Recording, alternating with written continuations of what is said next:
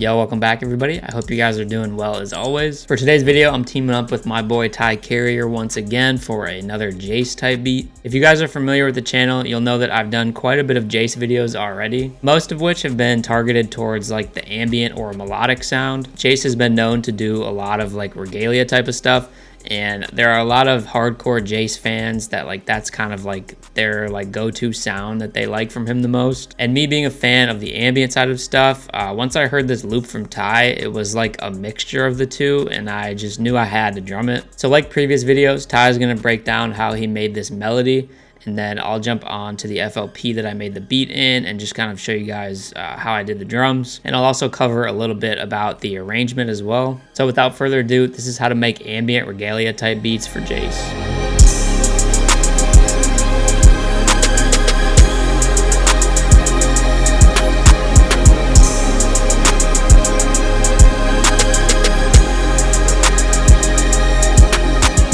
What's good, y'all? I'm Ty, and I'm going to show you how I made this ambient kind of regalia type loop. So first, I'm using this multi-key in Pigments. If you don't already know what a multi-key is, basically you can upload your own one-shots into Pigments. You can see I have 1, 2, 3, 4 here. And then by selecting this random macro, Pigments will actually shuffle through each of these one-shots while playing the pattern back. For this preset, I actually used a MIDI from Jace.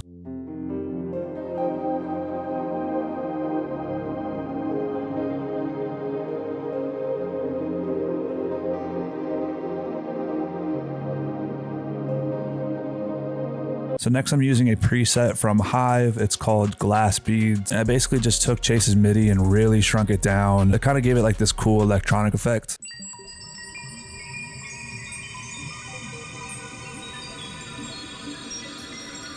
So I'm using a preset from Hive called Dream Time and just built these basic chords.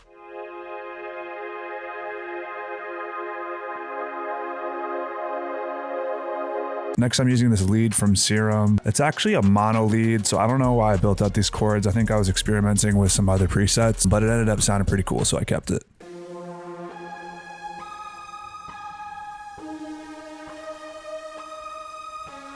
And for that, I added this shaper box effect on it. I then added a custom sub bass from Serum.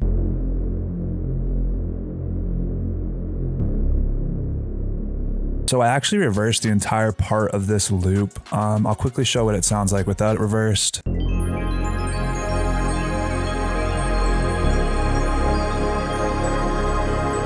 So kind of cool, but there definitely was something missing. So I decided to actually reverse it, and you'll see that in this arrangement here. Before I show you that, I did add a couple more elements. I'm using this saw lead from my chaotic one-shot kit, and I actually reversed that as well. This is what it sounds like reversed.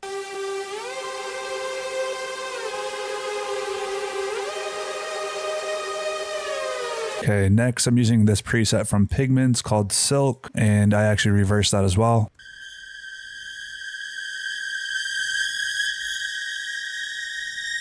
And for that, I'm also using this preset from Jace and Portal called Imaginary, and I also just added some delay, reverb, and some panning. Next, I added this string from Triton to kind of give it more of that regalia feel. It's called Expressive Violins.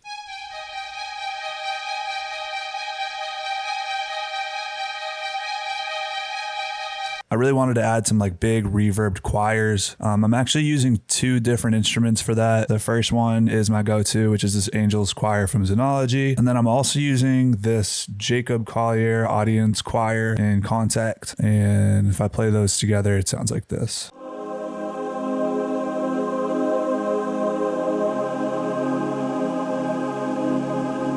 So I routed those two choirs to this channel right here and just basically added a ton of reverb and delay. And then the last finishing touch that I did was I added this reverb trail. I reversed it, and then I also added this lead one shot that I made. This is what that sounds like.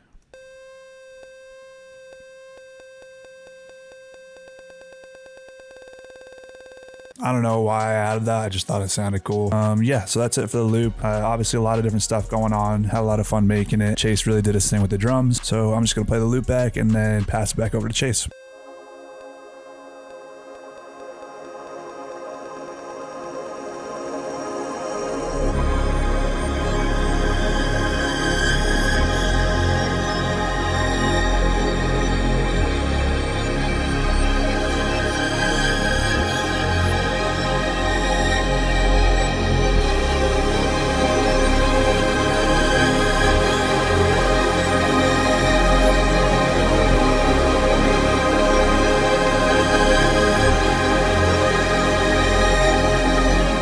Big shout out to Ty for breaking down that loop. If you guys ever want to send me loops to drum, definitely join my Discord.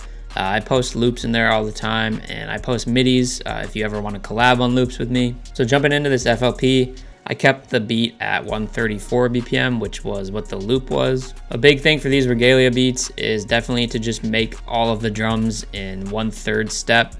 It's just the easiest way to kind of get that bounce. So to start off, we got this clap. I'm using the D-Rich clap from Based One's 2025 stash kit.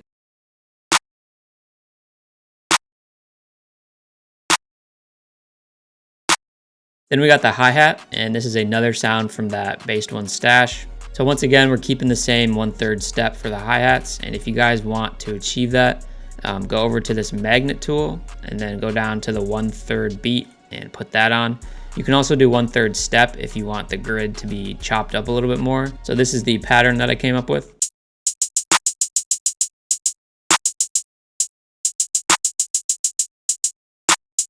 It's good to have some little like pauses in there to just kind of emphasize the bounce. Then we got this snare, which is also from the Based One stash, and it's the Snare Atlanta. And again, just emphasizing that 3rd step. We're just adding a couple rolls here and there.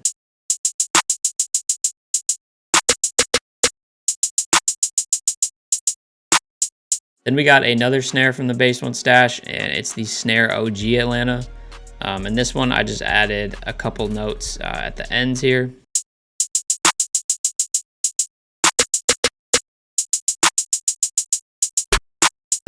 Then we got an open hat, and I'm using the Escobar open hat from Trickster's Sacred Society drum kit.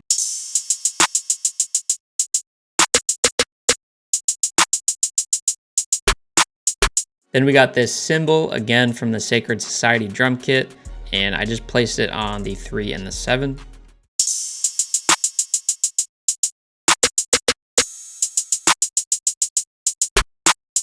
For that one, I made sure to turn the release all the way down so the note stops when the MIDI note stops. And for that, I just wanted it to stop right before that clap hit. Then the last drum sound we got is the 808. And this is also from Trickster's Sacred Society drum kit. And it's the Ben Knew I'd Be Famous 808. And I just love this because it has a ton of cool like frequencies in it, kind of tucked in the background. And it also just has a super nice punch to it. So I thought it was the perfect 808 for this type of beat. Again, we laid down the pattern following the 3rd step rule. And at the ends, I did a little bit of extra rolls. And then for this last one, I did kind of like a velocity step in the roll, just kind of added a little bit of uniqueness to it.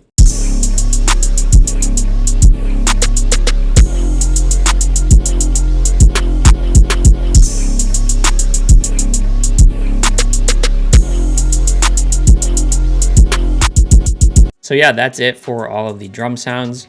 Moving over to the arrangement, I kept pretty much everything the way that Ty had laid it out in the loop.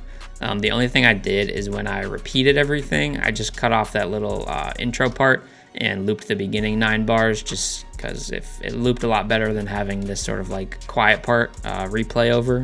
I wanted the drums to kind of come in with that staccato like string that Ty added. So what I did is I just left this whole first part empty, and then the drums kind of hit once those strings are at full velocity. And then everything kind of dies down with this part, and then really just this section kind of repeats again and introduces all of the instruments once again, and just kind of builds up for like a verse maybe. The only other things I added were these thunder effects that just hit kind of right at the beginning to kind of emphasize when stuff is like starting over. I like to do that in a lot of my beats, so the listener is kind of like subtly aware that maybe the hook is about to come back in or whatnot. And then this little end section, what I did is I rendered out an entire 8-bar chunk of the beat and reversed it, and then added a flanger and a reverb to it. So just kind of, it's like a cool little outro, but that's what this sounds like.